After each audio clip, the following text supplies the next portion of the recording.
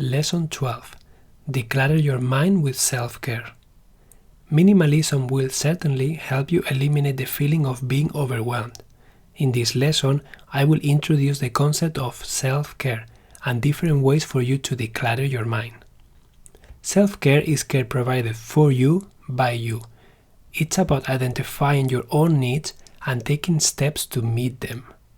It is taking the time to do some of the activities that nurture you. Self-care is about taking proper care of yourself and treating yourself as kindly as you treat others.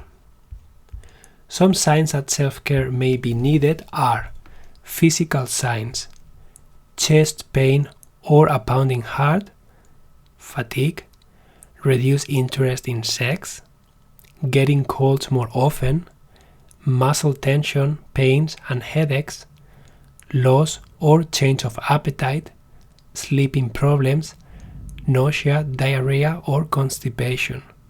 Non-physical signs: feeling overwhelmed or frustrated, feeling guilty or unhappy, being irritable, losing confidence and being indecisive, thinking negatively, having racing thoughts, having memory problems, having excessive worrying.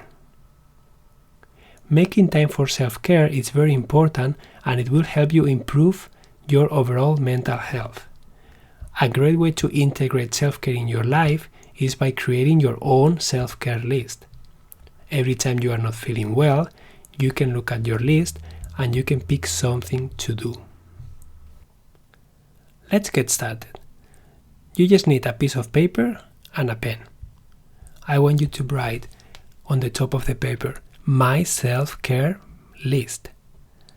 And now I want you to brainstorm 3 to 10 things that when you do them, you feel better. These things can be simple. They don't have to require money or any other requirements. You should be able to do them anywhere you are. So for example, this is some of the items of my list. Nature bathing, aka walking outside. Just going for a little walk around the block, maybe to my closest park that I have like 5 minutes away. Practicing deep breathing. This is something that I can do anywhere I am. I can just breathe deeply a few times and I already feel better. People watching in my local library or at my coffee place. Listening to my favorite music. Calling a friend who makes me feel well and who listens. Maybe calling a family member. Spending time with my cat Negrito. Cooking a nice meal. Having a drink. Coloring or doodling. Playing my guitar. Taking a bath. Playing with my daughter. As you see, it could be very, very simple things, but things that are basic, things that make you feel well, and things that you can do like in a few seconds or even minutes. So please take the time to write down between 3 to 10 things that you can include in your self-care list. Once you are finished, I also want to let you know that when we do this exercise in life events, some people were finding challenging using the same list at work and at home, because sometimes they were writing spending time with my pet, but if they were at work, that wasn't possible.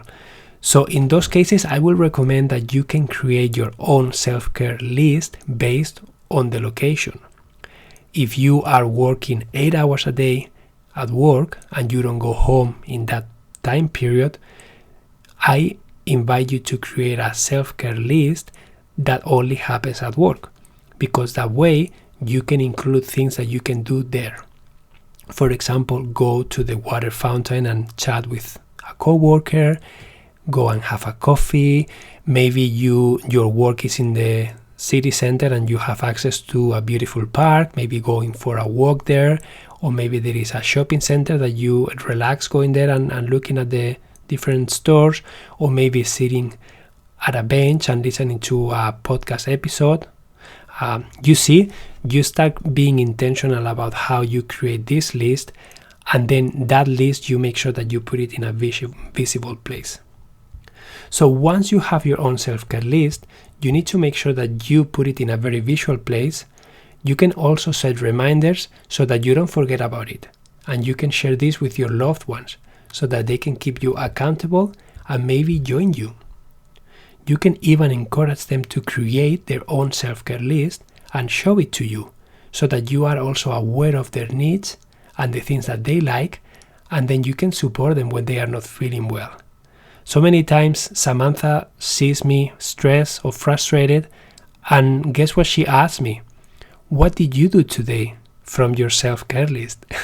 And sometimes I'm frustrated and I just don't want to do it, but then I go to my list, I look at it and say, okay, I'm going to pet my cat. And I pet him, okay, I'm gonna have a couple of deep breaths. And honestly, after doing that, I feel so much better.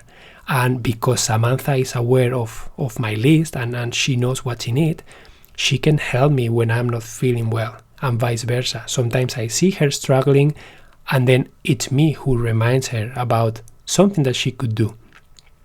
So share this list with your loved ones, encourage them to create their own one, share it, become aware of each other's needs and wants, and just have fun with it. Self-care is something fun, is something that can help you make your life way more enjoyable, and you can include these activities in your ideal week. You can try and include some self-care time. Doesn't have to be a long time, maybe 10-15 minutes a few times during the day, so that you have nice and healthy breaks, so that your mind is decluttered, you let it be sometimes, just practice mindfulness. Meditation is something that is very important too, that you can practice. Could be active meditation. Meditation doesn't have to be sitting down and closing your eyes. You can go for a little walk and just leave your mind for a little bit, let it be, let it rest, dream, just listen to the birds, feel the breeze in your face. Just little things to help you relax, stop feeling stressed and overwhelmed, and then just have some time with yourself. So I hope this list is helpful. I invite you to listen to this episode, to this lesson as many times as you need, and please create your own self-care list and share it with your loved ones, okay?